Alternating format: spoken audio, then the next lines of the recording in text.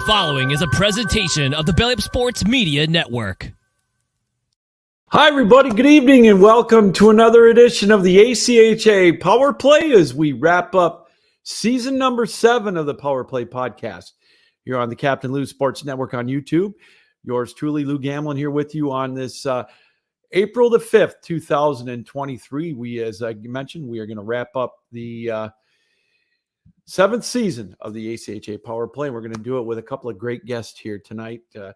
We had a chance earlier this evening to talk with the head coach of the new national champions in men's Division II, that being the University of Massachusetts, and that head coach Mike DeFazio.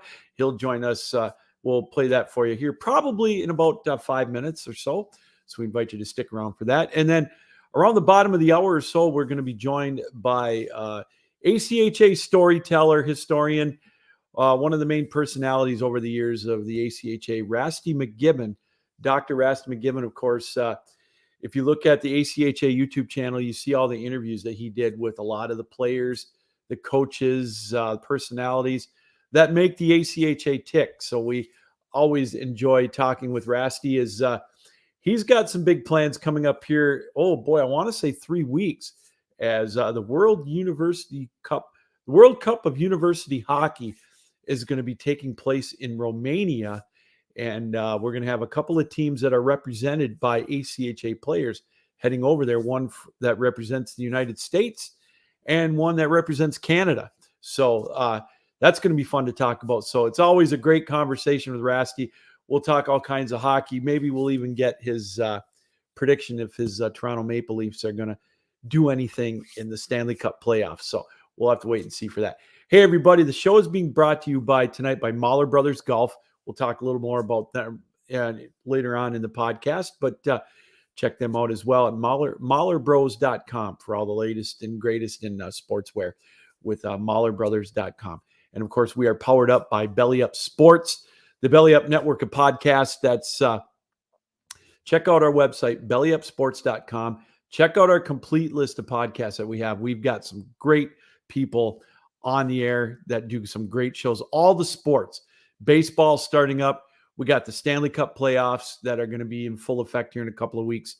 The NBA playoffs, all the sports we cover. That's BellyUpSports.com. And of course, check out our articles that are written there. We've got some great writers, some great stories they come up with. So again, a lot going on with Belly Up Sports, and we here at the ACHA Power Play are, again, just blessed and honored to be a part of the Belly Up Network. So, again, welcome here to the ACHA Power Play. The 2023 National Tournament in the books, and it was a rousing success out in Marlborough, Massachusetts. We crowned a bunch of brand new national champions.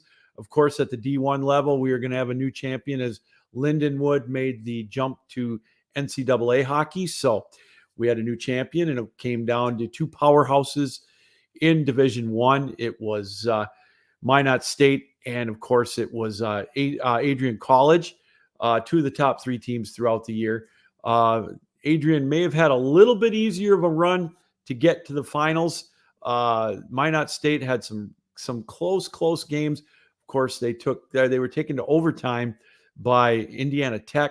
They won that one 4-3. And then they had to outlast Liberty 2-1. So those 2 teams battled. It was Minot State and Adrian College. And, of course, Minot State with the win 1-0 in a slugfest. And, it's funny is in that game, you think 1-0, it was a boring game. It was not. There was a lot of action back and forth in that one. So congratulations to Minot State. In Division III, we got a new champion as Hope College was looking to go for a three-peat in their national tournament, and they made it to the finals. And the team that they've had their number for quite a few years in the national tournament, that being the University of Michigan, finally able to get over the hump. They win that one 5-3 in an exciting game there. So the University of Michigan got their first national championship in a big way there. So congratulations to them. In women's Division I, as things change, some stay the same. Chris Lowe's team, one for the thumb, 5 straight now. Women's championships in women's Division I of the ACHA. They won that one over Minot State. It was a good game, 3-2, I believe was the final score there. And finally, in Division II, last but certainly not least in the women's side, congratulations to Sioux College. They finished the season undefeated, 27-0. I believe it was 27 or 28-0. And they beat upstart Northeastern in the finals. Northeastern possibly, I don't know, some would say it might be an upset over Assiniboine. Assiniboine had quite the run in Division II for women's hockey, winning back-to-back national championships. And again, winning, dating back to 2019.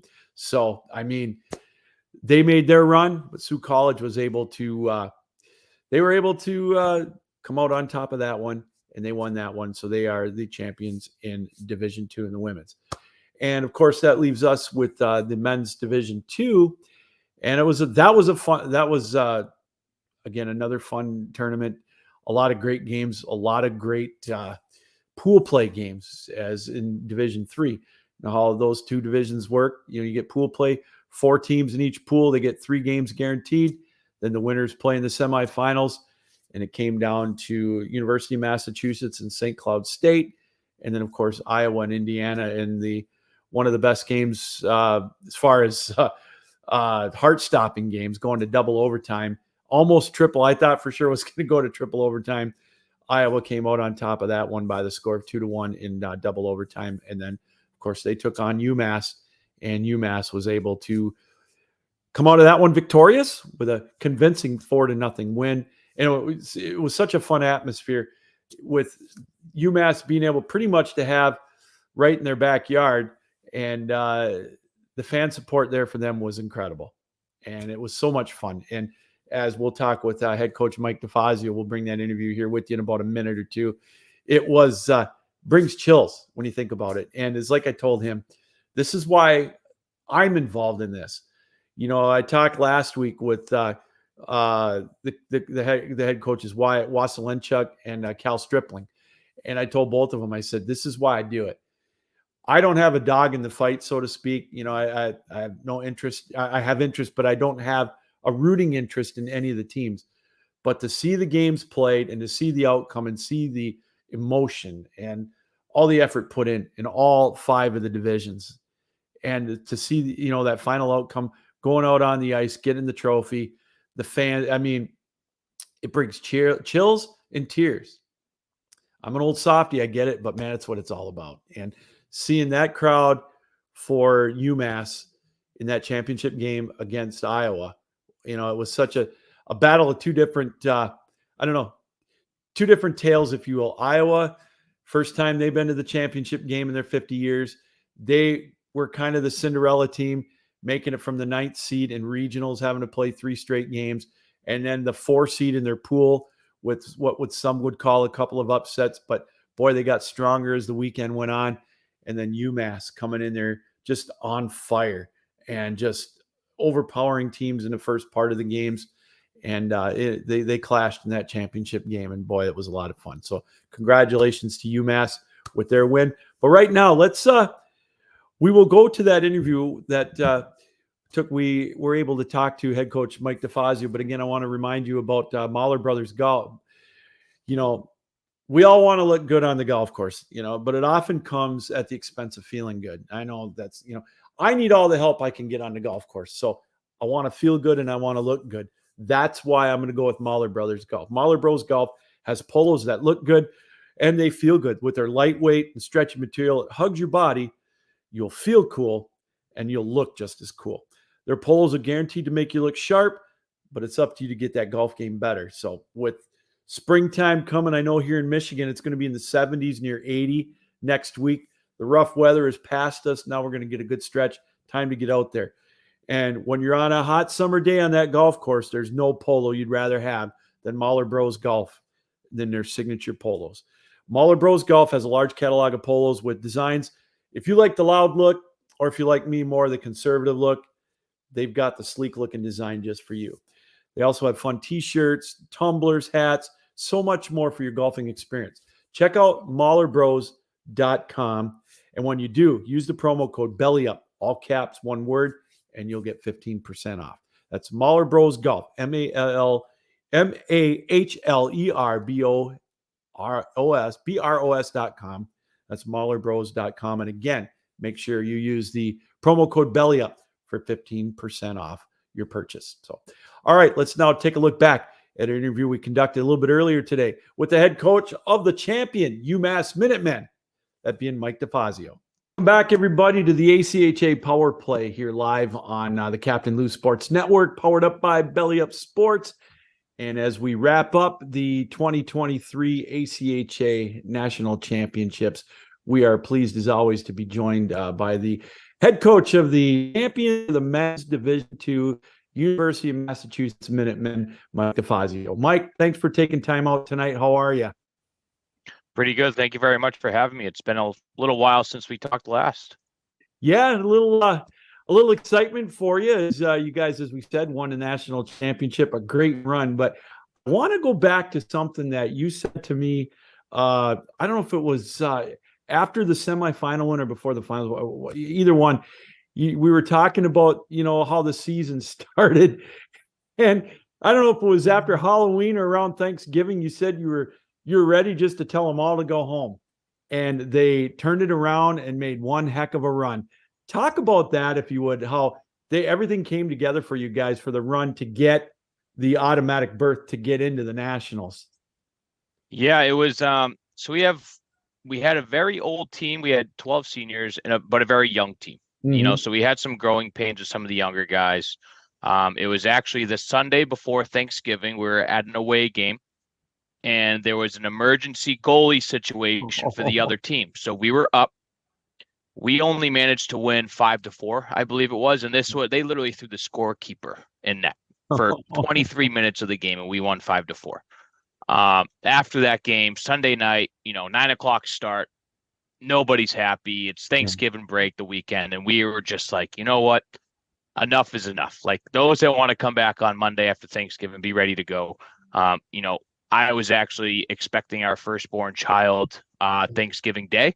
So I was like, I have bigger fish to fry. If you guys don't want to be here, then the coaches don't want to be here. And, still had some success. I think that first weekend back, we had, 1 or 2 wins, and we went down to Florida and then got, smacked by Florida Gulf Coast. But came back second semester and it was a totally different team. So I think we needed that little wake up call and, a little yelling match halfway through the year, if you will. So. It's funny is I think we talked and you guys got the auto berth and, you were a little worried maybe about a little rust, but there was no rust. Let's get to the national tournament. And I got to tell you how you guys were on a mission. The starts that you had in those pool play games were amazing. I mean, throughout the tournament, and it makes it so much easier, doesn't it, when you jump out to those leads? But that's the first thing that impressed me about your run in the tournaments.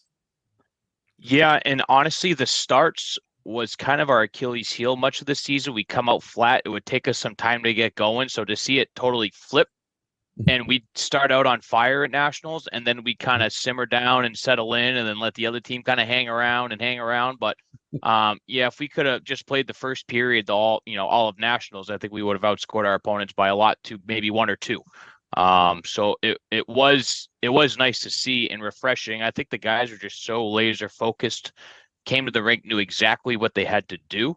We roll 4 lines, 7D, and everybody just accepted that role and was like, this is all I got to do. We're going to rely on everybody else, do my job. And I think it just kind of came together right out of the gate every time, which, maybe it's luck, maybe it's preparation. And, the guys just bought in at the right time. Yeah, what was it? Was it Concordia that you jumped out to a 7-0 lead? And yeah, I mean, I got to tell you, that to me was one of the most impressive things that I saw throughout the tournament, all the games that I did and that I watched. I mean, it was a buzzsaw. That was incredible. Yeah. And that's what the guys had said on the bench and in between periods. It was like, let's be a buzzsaw. That was the exact word. I'm not sure that game goes as planned if it's not for our goalie in the first 5 to 10 minutes, Ryan DeLita. Yes. He was, freshman, We were just rolling three goalies in our 3-round robin games like we had all season long. He made 2 or 3 saves, unbelievable highlight reel saves when it was 0-0. After one of them, we turn around, go down 2-on-1 and score. And we're like, okay. And then we score again. And then, unfortunately, he ended up getting hurt. Yeah. Opened the door for Tom Haley. But that game, fortunately, we got the bounces, went up 7-0. We came into that saying this may be our biggest test, not to look forward to Florida Gulf Coast, but because Concordia had those high-end forwards, tough, forwards to game plan around, and we had a game plan for it, but they came out flying. We weathered the storm, and our goalie, kept us in it. So. And then you go into that Florida Gulf Coast game and you win, or you play it. And, one of them, that's the thing with pool play is it lends itself to some unique situations. And, you're going to the semis. How weird is that to know something like that when, you've got it locked, but you still have a 10-minute overtime period to play? Have you ever experienced anything like that before? So similar situation the year before, except the shoe was on the other foot. So we were tied with Dakota College 2-2 going into overtime. Yeah. Now they could win or tie. We had to win. We couldn't tie. If we tied that game, it was a third game of pool playing round robin. We were out. So it was 2 minutes left, and we were getting ready to pull our goalie. We had the D pinch in. No more third forward high. We were playing to win. We had to win. Otherwise, our season was over. They come down in a 2-on-1. They ended up scoring with like a minute and a half left. Ended our season. Yeah. So fast forward, almost a full calendar year, the shoe is on our foot now, where we can win, tie, or lose by, I think it was even 2 goals. Yes. Because of the cushion that we had with the Concordia win. So it was unique. We have a lot of respect for Florida Gulf Coast. They're, although one of our biggest rivals on the ice, we play them 3-4 times a year. We have a great relationship with their program. So, we actually thought about maybe calling the game or letting them score right out of the gate, pulling our goalie just to get it done because we had to play in a game less than 24 hours later. Yeah. They had come to us. They said, listen, we have some seniors who didn't play a lot. We'd like to get them some ice time. Let's just play it out. We won't run your guys. We won't hit anybody. So we said, sure, let's do it. So it was basically a men's league game. Yeah. For 10 minutes. And we told him it was a tryout for us and the coaches for all the seniors that would be graduating. We're like, well, we'll see how you do this game and, see who we can sign for a free agent, for men's league over the summer. But it was a unique situation. Florida after the game, we're like, hey, we beat you 4 times this year and you're the national champion. So I guess they have that under their belt that they swept us this year. But it was a unique situation and glad it all worked out anyway. We're joined by Mike DeFazio, the head coach of UMass, the ACHA Men's Division II National Champions here on the ACHA Power Play. Mike, we go to the semis and you play St. Cloud State. And again, you jump out to that nice lead. They cut it to 1, and then you get the goal right before the end of the second period, and which turned out, in my opinion, to be a backbreaker. But what a great goal for you to get you that momentum back to get to the championship game. Yeah, and again, great start. And then, we just got a little too complacent, too comfortable. We knew St. Thomas was going to be good. They had just knocked off Mary. They only lost a handful of games. And in a lot of aspects, were very similar to how we were built. They rolled a lot of lines. They unlike Mary or some of those other schools that have 27, 26-year-olds, like they didn't have many age outs. They didn't have many older guys. We have 18-year-olds. They have 18-year-olds. A lot of high school kids from Minnesota on that team, a lot of high school kids from Massachusetts. So it was a very similar matchup in that aspect. And we knew we were going to have our hands full. And that was one thing I didn't like is after the first, we were up 3-0, but we got a little complacent. But, the guys hung around, they battled, they took it to us the last half of the game. They obviously won the second, and it's our guys made the plays that they needed to down the stretch. And, they popped one in really late, I think with under a minute left to go in the third. I think to make it 4-3. So. Yes. So you win that, and we get to Tuesday. And first of all, the crowd support that you guys, you had good support. It's nice to be in the hometown area. I get it. But for the athletic director to do what he did, to get everybody, the other team to have their players there for you, what an atmosphere it was. It just, when you guys came out right before the game, I had chills. That's why I do this right here. And that was so awesome. And to be able to have that had to make you feel good too. Yeah, I get the chills right now just thinking about it.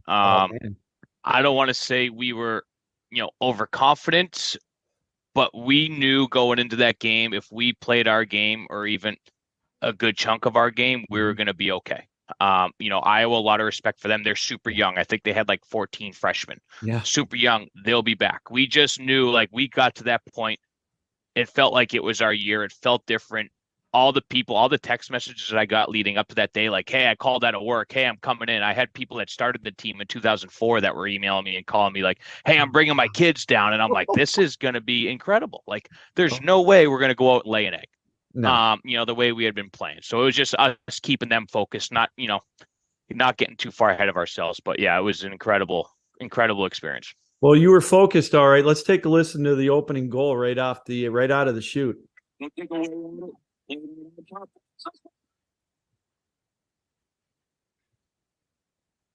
Just like that, John McGrath lights the lamp for the minute and 57 seconds in, and it's 1-0 Massachusetts. Well, a little side note on that, John, he had a great tournament. Yep. I called him Joe a couple of times from my slap shot day. and it's so funny is I made sure that I wrote in my notes, it's John. Make sure you say John. It was right on top of my notes. So funny, but wow.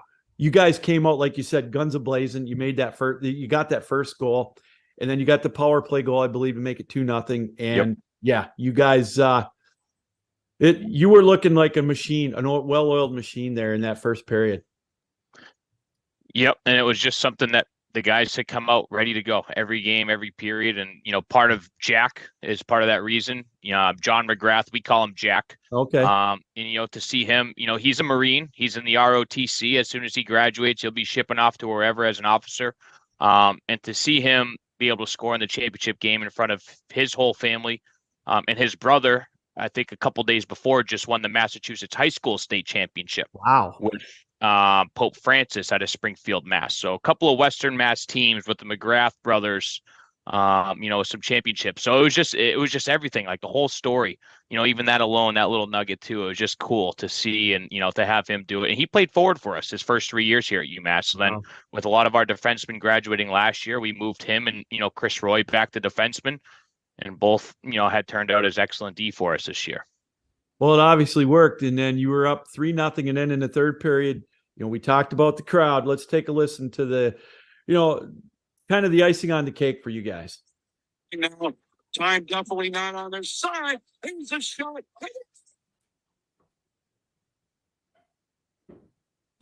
Thomas Milne with the goal. And he comes over to his UMass faithful to start celebrating.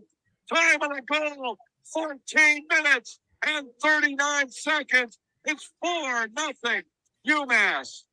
Yeah, Thomas Milne, like everybody else on your team, had a great, he had a great pool play, a couple of big goals in that Concordia game to really set it up for you. And just his hustle, that's what stood out to me throughout the tournament, watching some of those games.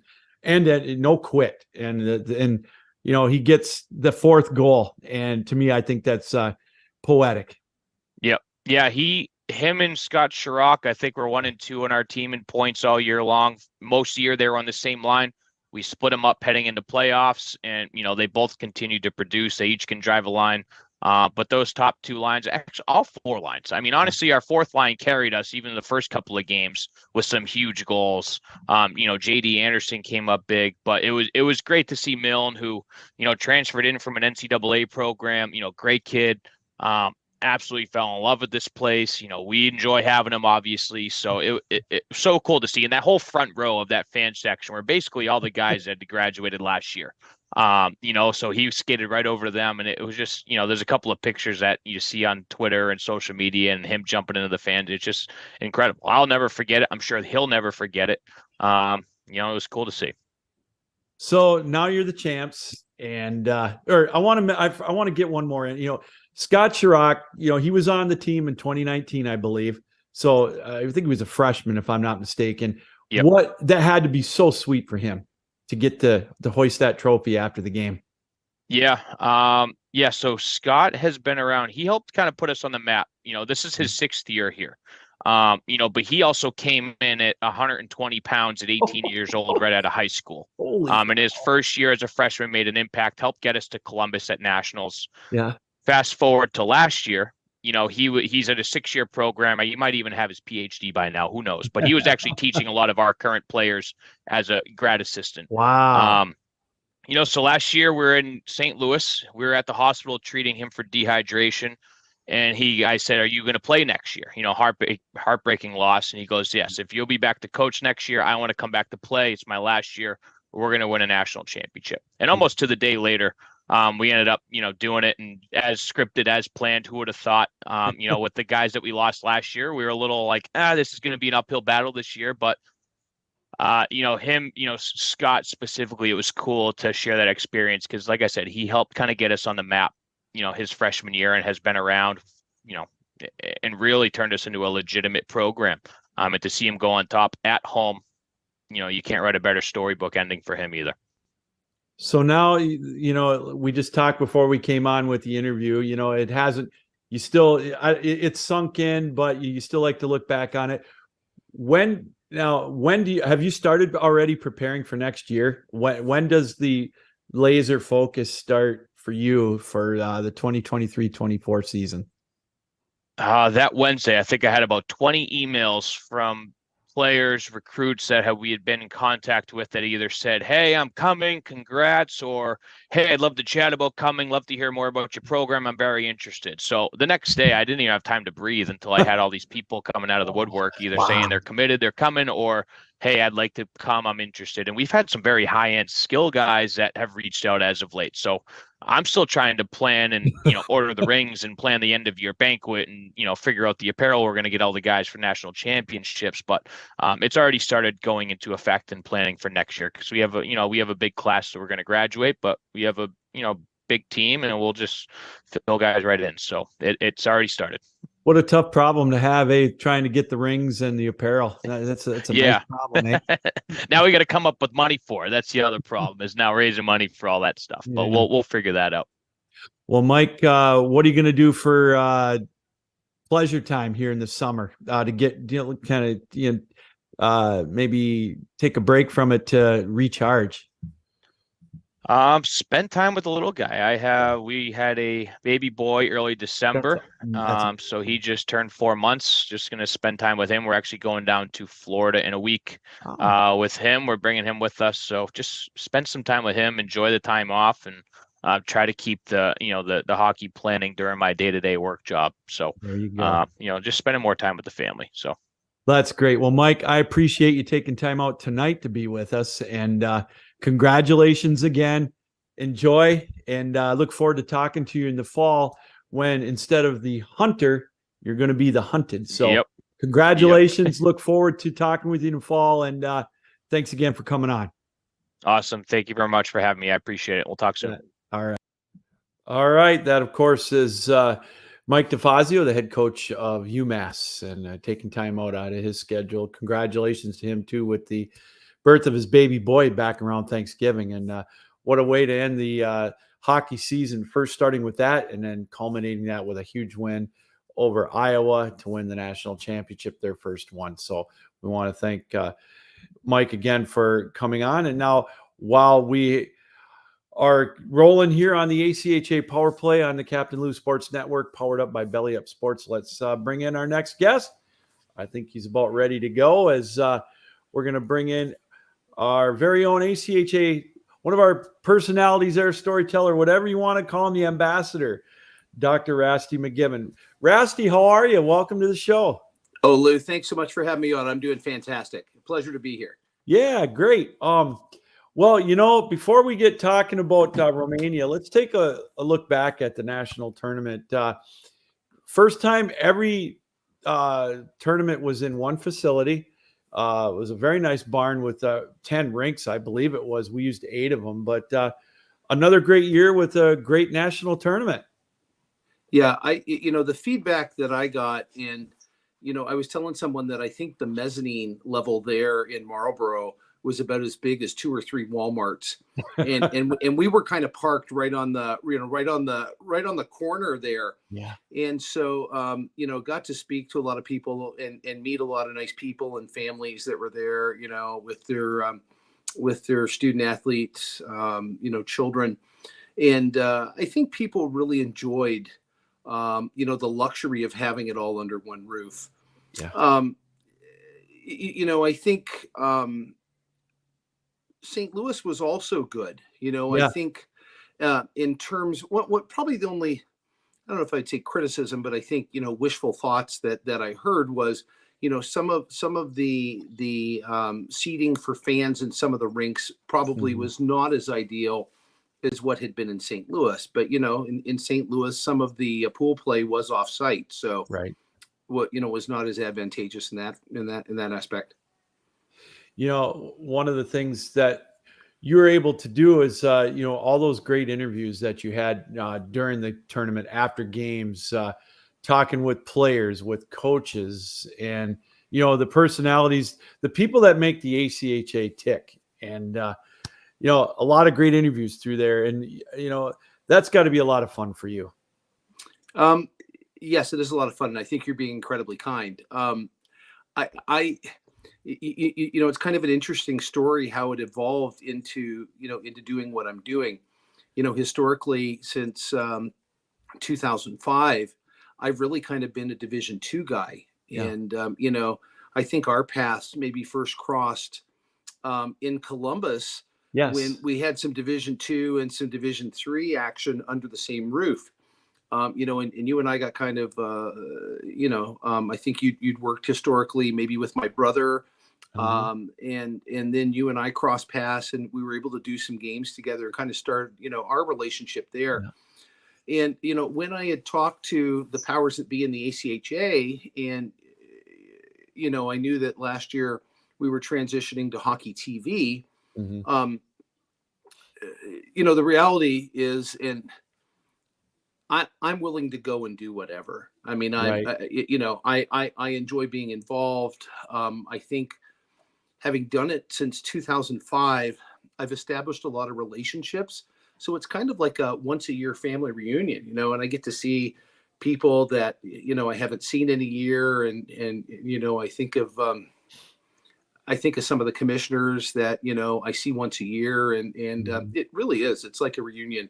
So last year, kind of the idea was to set up a bit of a staging area and, try to maybe slightly go a little more in depth with players. Yeah. And historically, when I had done game broadcasting, either, and typically I did a lot more color, I would go down and interview players, at the intermission after the game. And I don't have any formal training in it, but I do enjoy it.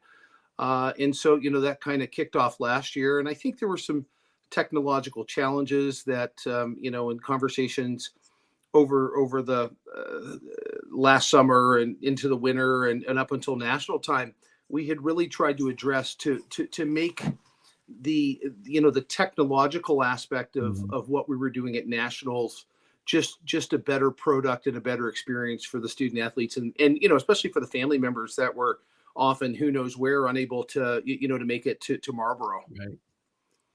Well, Rasty, I've gotten a lot of feedback from it too, and I've talked to parents, and you could see them watching when you interview the players, in the background, especially after that Iowa game, that double overtime game, and in the championship realm. I mean, it's definitely something that has definitely been a bonus, and I think it's an added gem to the national tournament process. I mean, I really enjoy it. And, when I had the opportunity to speak to Craig Barnett and, his interviews on the ACHA YouTube channel, and you can go, watch it, he really used the word over and over, experience. And I think, it's kind of like the ACHA is hosting a party. And, if I was hosting a party and I invited you, I'd want you to come and have the best time possible. And right. I think that we want the we want the whole experience to be fair. We want it to be intentional. And we do want people to go home and just kind of be like, wow.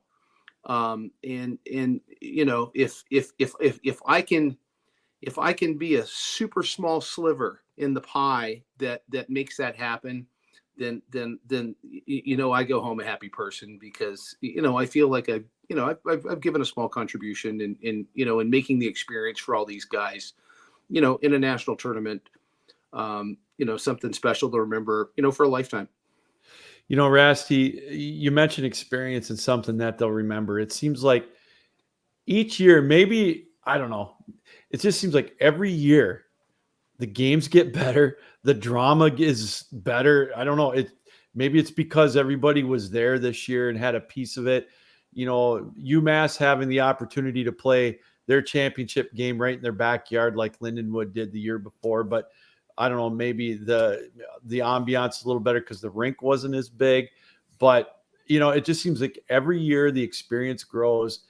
And it just, what I like about it too at the ACHA is, for a lot of these young men and young women, well, I call them young, you know, this is their last go round with some of them with competitive hockey, and they leave it all out there.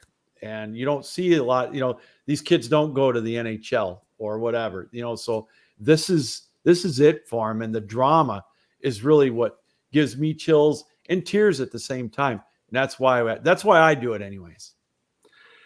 And in no way to you know, to make this about me, you know, in my life, my, you know, kind of my own story, going back and pursuing, you know, a higher education degree, probably at a later timeline than would be traditional, you know, and what I've done, I think, you know, being retrospective, I'm able to put an incredible amount of value on higher education.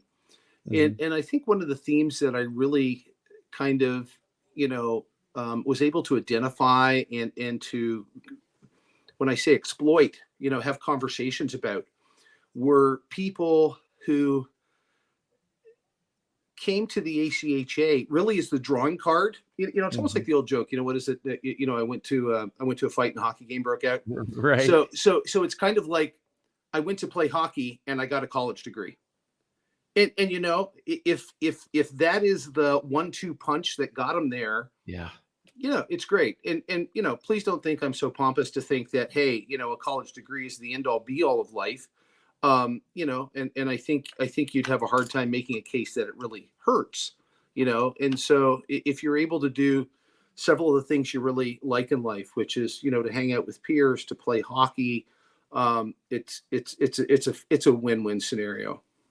You know, I agree. And I think the ACHA has marketed that really well. You know, you talk to a lot of the kids that play juniors or whatnot and say, you know, this is my last chance. And yeah, I mean, the competition level is tremendous. And that too keeps getting better every year. It's just amazing watching these kids.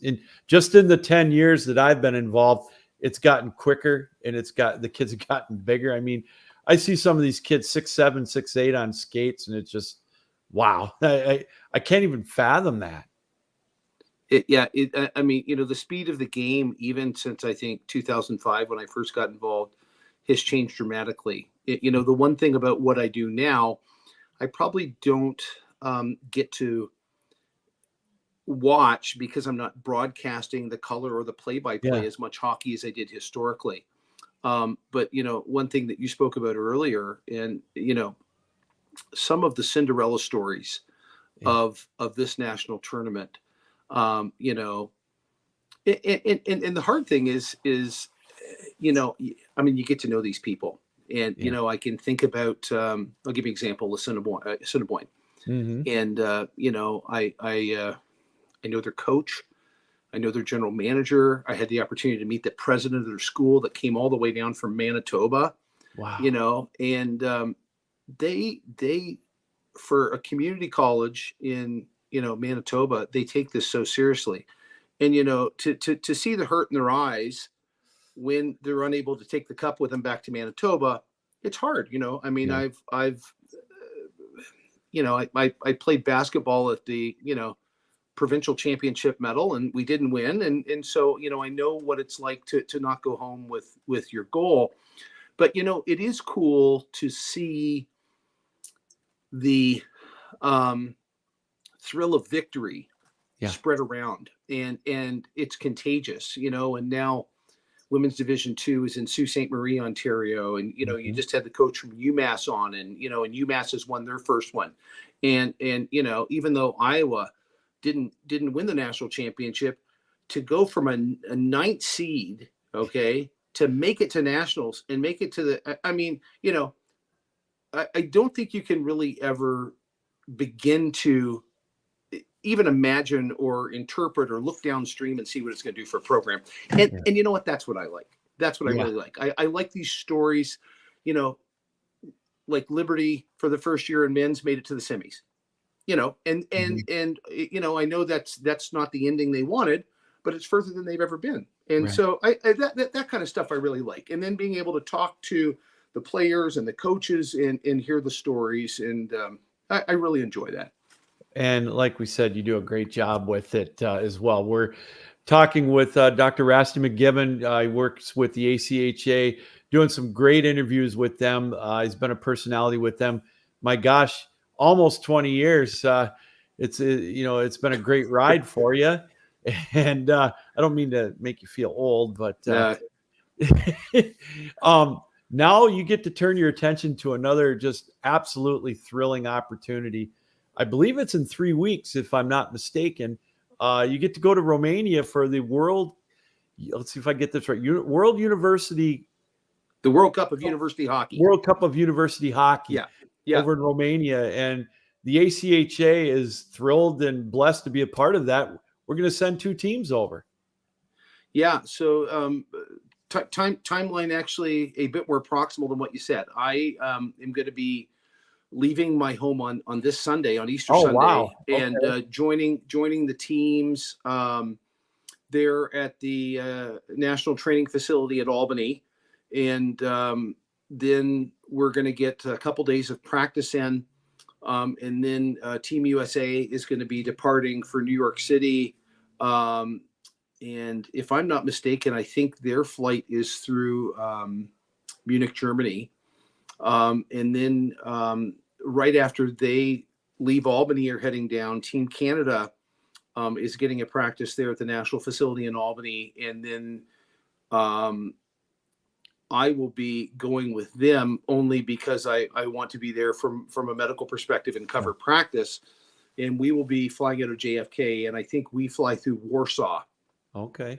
Yeah. But this is and not to beat a dead horse, but I think the whole experience. It's funny. I'm working on a podcast, and the podcast is really something that I'm going to work on heavily while I'm there. And probably then when I get back, it'll kind of lay dormant unless there's something exciting going on.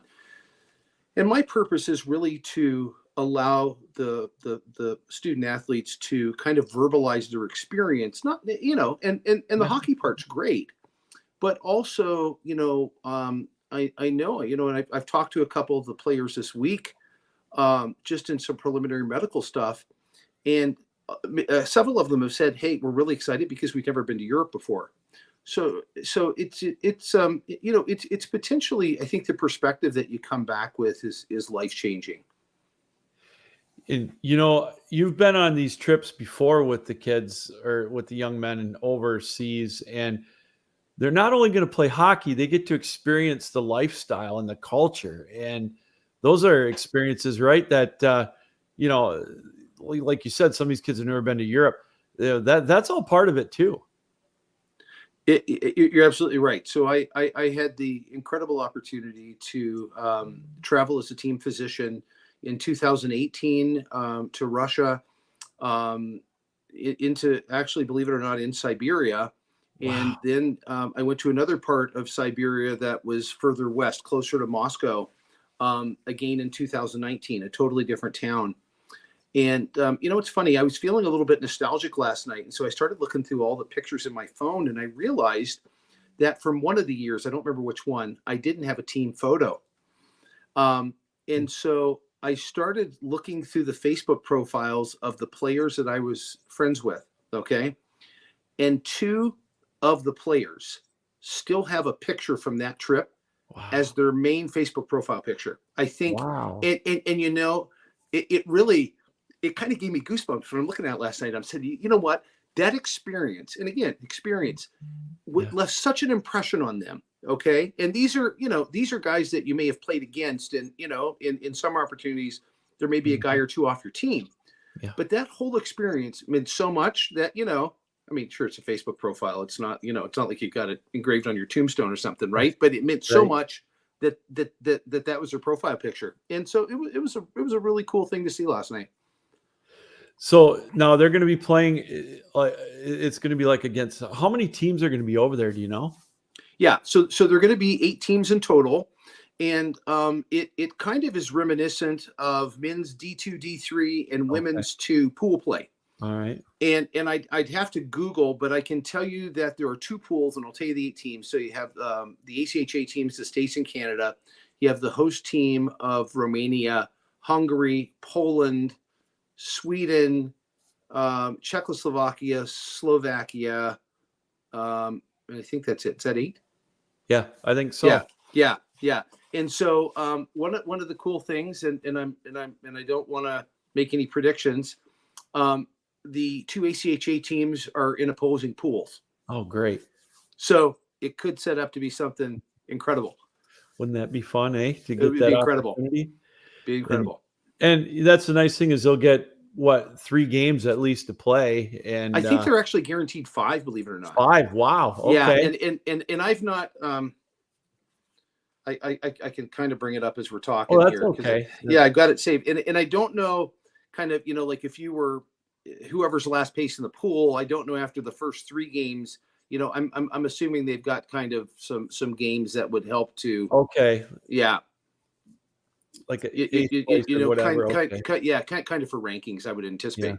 Yeah. Okay.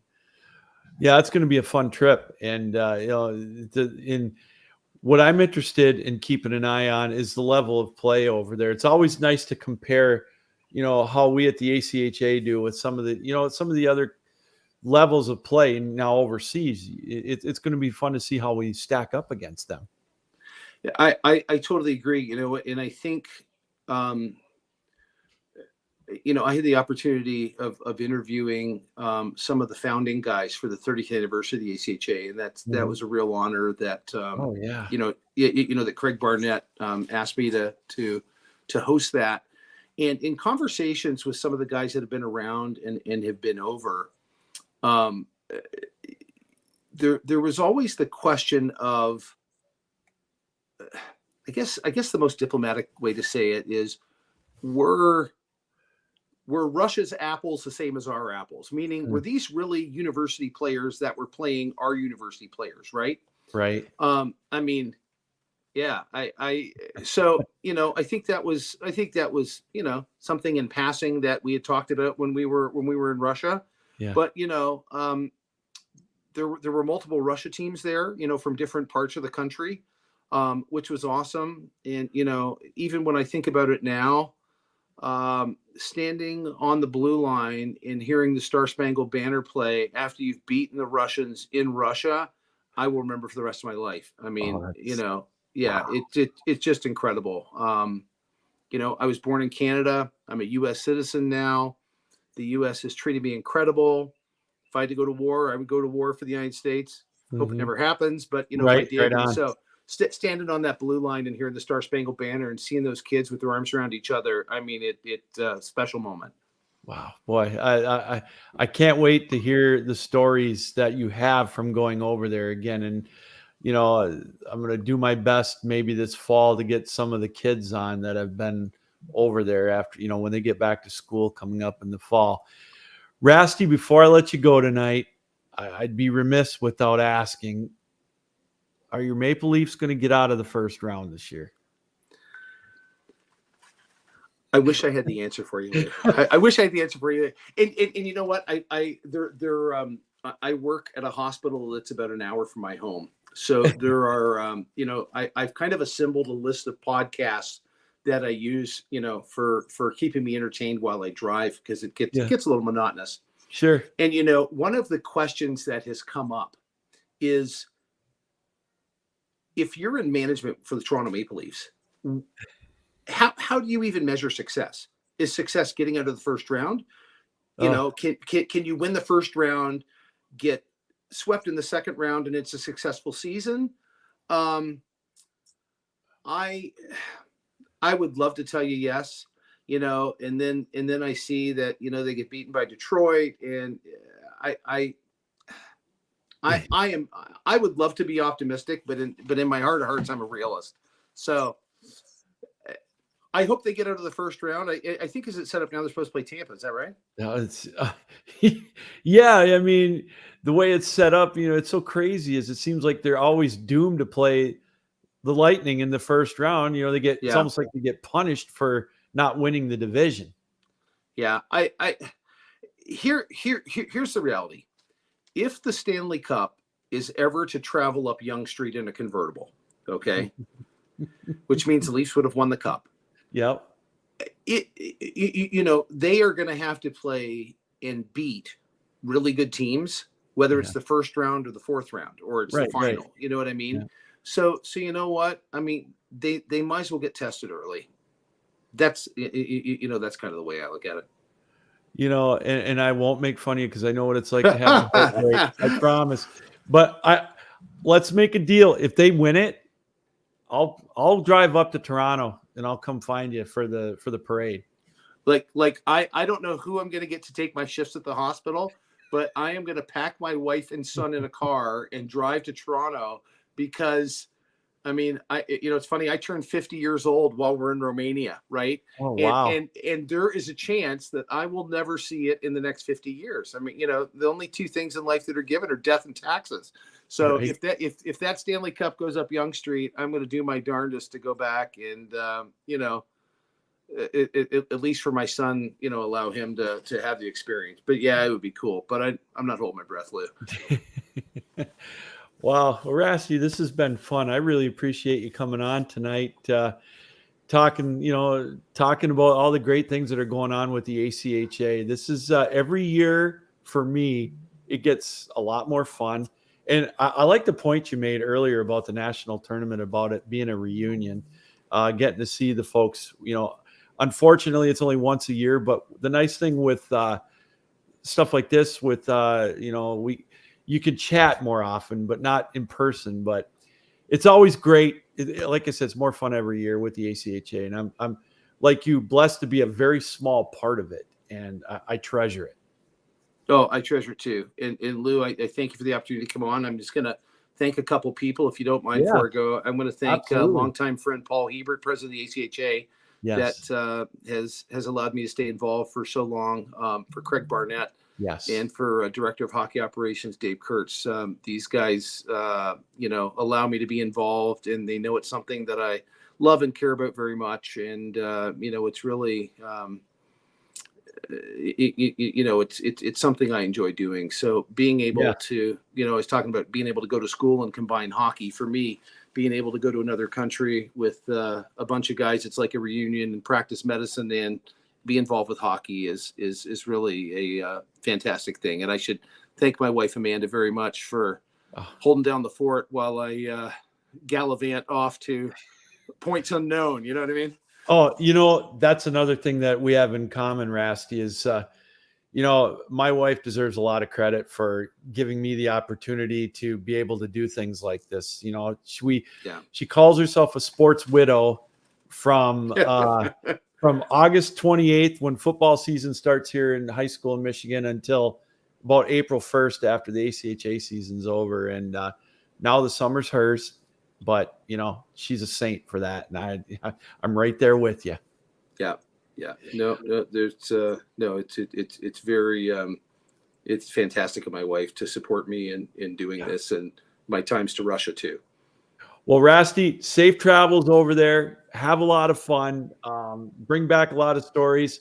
We'll get you on in the fall. We're going to wrap up the podcast tonight, but we'll get you on in the fall we'll talk all about it and take a look at the season. And hopefully we'll be also talking about a Stanley Cup in Toronto. Sounds great. Lou, thanks so much for having me on. I really appreciate it, and great You to bet. talk to you. All right. Talk soon and enjoy. Thank you. Take care. Thanks, Lou. Bye-bye. Dr. Rasty McGibbon, ACHA historian, personality, storyteller, all wrapped into one. And always a lot of fun to have him on. And what an exciting opportunity for them to get to go to Romania. It's, I hate to use the word all-star team, but it's a great collection of talent. And, I've talked to the coaches that are involved in that, Mike Petrusma from Calvin. And I think he's got the men's, the USA team. He's the head coach. And he said, we're looking for talent, but we're looking for character guys. And, I've talked to other teams in the past that have gone over there. Kyle Truax from Aquinas was able to go over there. And, you talk about a character guy there, very much so. So, wow. That's going to be a great time for Rasty and the boys over there, both USA and Canada. And like we mentioned, it's going to be fun to watch to see how they measure up with the teams over in Romania with the European teams. And, it's going to be a great product. And I know they're going to be represented very well by the ACHA. So, well, hey, that's going to do it. Season 7 of the ACHA Power Play is pretty much in the books. Tonight, I want to thank Mike DeFazio from UMass, the head coach, celebrating their first national championship.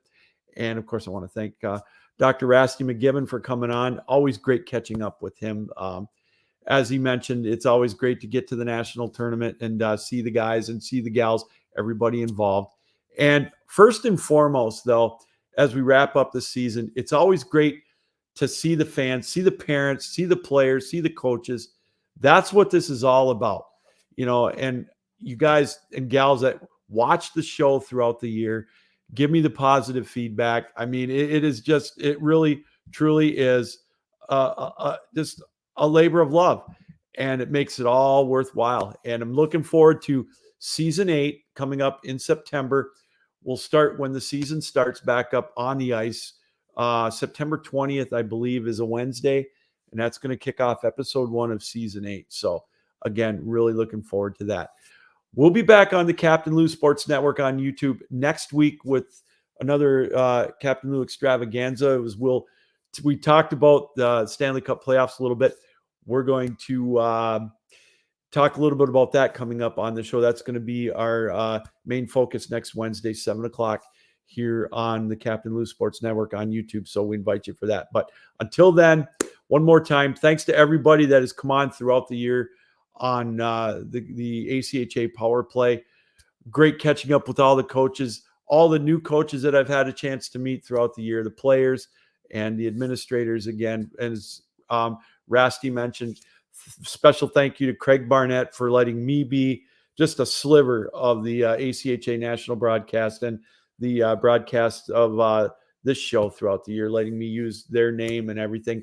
Dave Kurtz, as I mentioned, Paul Hebert, everybody involved. Thank you for letting me be a small part of that and giving me the opportunity to do what I love. And that's talk to you and talk hockey and just have fun doing it. And it'll be September before we know it, but we'll enjoy the summer. We'll all recharge and get ready for the 2023-24 season. So one more time, thanks everybody for joining us this year. We'll be back in September. And as we say, this reminder, keep your heads up, keep your sticks down, and as always, keep your minds open. Good night, everybody. Thanks for joining us here live on the ACHA Power Play here on the Captain Lou Sports Network. So long.